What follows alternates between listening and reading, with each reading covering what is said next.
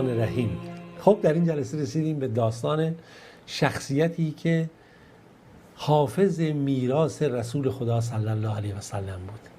شخصیتی که مورخان در مورد ایشون نقل میکنن که بیش از 1600 حدیث ایشون از احادیث رسول خدا صلی الله علیه و سلم برای امت پیامبر باقی گذاشته که این شخص کسی نیست جز ابو هریره دوسی. خب نگاه کنید، واقعا کسی نیست که ابو هریره رو نشناسه، یعنی امکان نداره هیچ فقیهی، هیچ متحدثی، هیچ مفسری ایشون رو نشناسه، چون که ایشون گنجینه بزرگی از میراث رسول خدا صلی الله علیه و سلم برای ما باقی نگه داشته و این یک ستاره‌ای از ستارگان درخشان جهان اسلام هست که تا قیامت این ستاره نور خودش رو نورافشانی میکنه.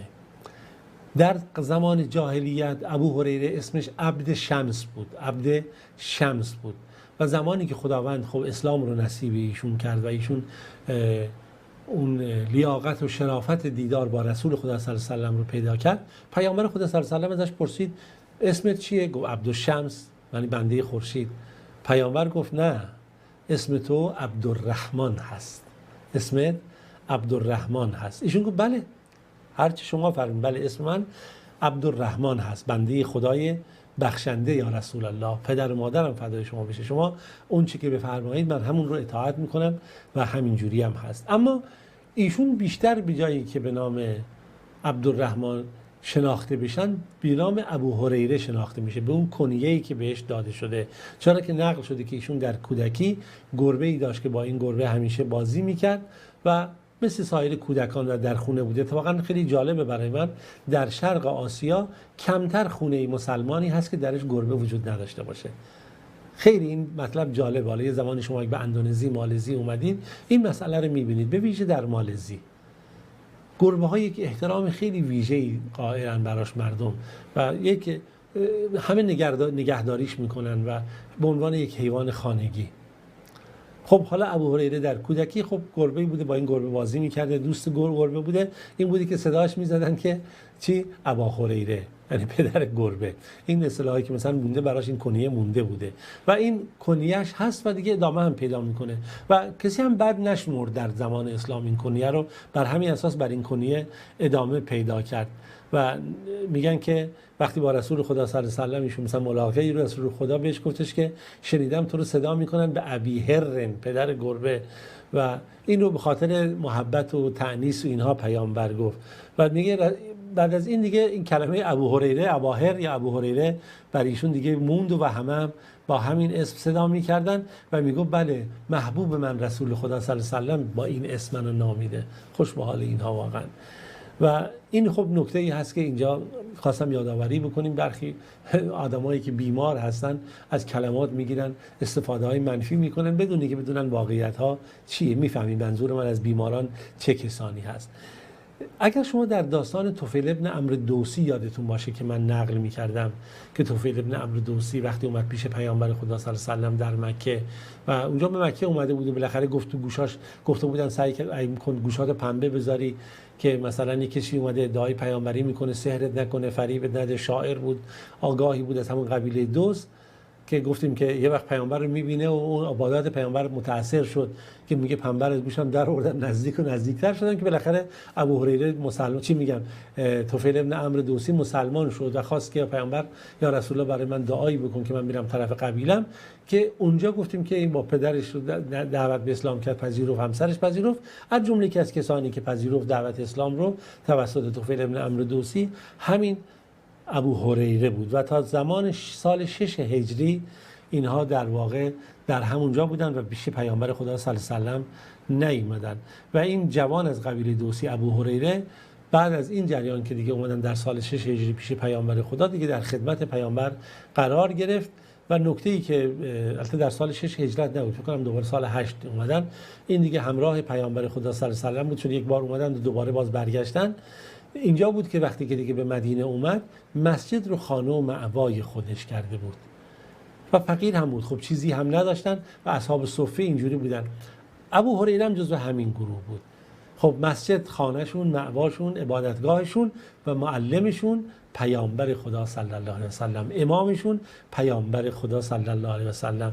و چرا که ابو هریره نه همسری داشت، نه فرزندی داشت، نه چیزی داشت که دغدغه‌ای داشته باشه که بخواد نگران اون باشه. یک مادر پیری داشت که اون مادر پیرش هم خیلی مشرک سختی بود، خیلی در اعتقادات شرک و اینا سخت و سنگین بود و همش این سعی میکرد مادرش رو دعوت کنه به سوی اسلام. مادر نمیپذیرفت و این خیلی ناراحت میشد و مادر از این ناراحت میشد و داریم معتقدن تو معتدین الان خیلی داریم ببین با پدر مادر درگیر میشن. ابو هریره با این مادر پیرش به همین گونه بود. این بود که گاهی مادرش رو ترک میکرد، باز اندوه میخورد به حال خواب مادرش، باز نگران بود که مادر من نکنه از دنیا بره و جهنمی بشه. یکی از این روزها بود که اومد پیش رسول خدا صلی الله علیه و سلم و یا رسول الله مادر من این گونه است، من خیلی قصه میخورم، غم میخورم، اینجوریه. و پیامبر خدا صلی الله علیه و سلم براش دعا کرد و ابو هریره گریه میکرد. وقتی که این صحنه رو دید گفت پیامبر اینقدر مورد توجه این داره، رفت بالاخره اونجا برگشتید بله خداوند این گونه کرده که مادرش میگه که در خونه رفت. حالا آخه داستان خیلی طولانی میترسم بشه که میخوام این گونه بود که گفتیم توی یکی از این برخوردها با مادرش درگیر شد و بالاخره هر چقدر مادرش خواست اسلام بیاره اسلام نپذیرفت، مادرش رو ترک کرد و خشن و ناراحت اومد دیگه اونجا پیش پیامبر خدا که اینجوری مادر من اینجوری منو ناراحت میکنه فلان میکنه، دین رو نمیپذیره، دور خدا شما دعایی بکنید. و پیامبر خدا صلی الله علیه و سلم شروع کرد براش چیکار کردن؟ دعا کردن. و علت هم این بود که هی این گریه میکرد، هی ناراحت بود. گفت چرا اینجوری؟ گفت به خاطر مادرمه، من خیلی نگرانش هستم، از اون طرف دوستش دارم، از اون طرف این لجاجتش رو میبینم نمیدونم چی کار بکنم. و پیامبر خدا صلی الله علیه و سلم میگه دعا کرد و گفت خدای قلب مادر ابو هریره رو نرم کن به اسلام. و همین شد که میگه من برگشتم اومدم در خونه در بزنم، دیدم که مادرم گفت نه یا داخل خونه نشو. دیدم صدای آب میاد، مثل که داره مثلا کسی خودشو میشوره اینها. و دوباره مادرم گفت نه همونجا وایستا. من گفتم باشه، مکانه که عرب‌ها میگن مکانه که ابو هریره، سر جات باش نه داخل. میگه خب من وایسادم و مادرم بالاخره مثل که خودشو شسته بود، لباساشو پوشیده بود. میگه همین که من وارد شدم مادرم گفت اشهد ان لا اله الا الله و اشهد ان محمدن عبده و رسوله. میگه دیگه من از خوشحالی برگشتم پیش رسول خدا صلی الله علیه و سلم و باز هم گریه میکردم از خوشحالی. و خب یک ساعت قبلش از غم و اندوه گریه میکردم، این دفعه از خوشحالی گفتم بشارت یا رسول الله که خداوند دعای شما رو استجابت کرد و مادر ابو هریره اسلام رو پذیرفت و مسلمان شد.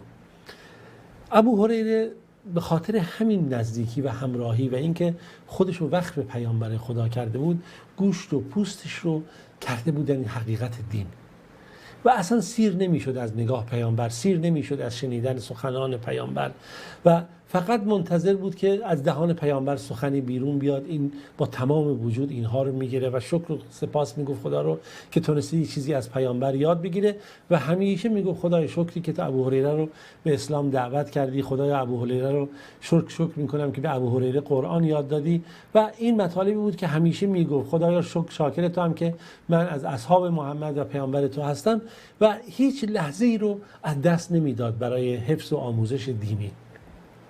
زید ابن ثابت نقل میکنه، میگه من و ابو هریره با هم دوست بودیم و بالاخره با هم در مسجدی بودیم که اونجا ذکر میکردیم.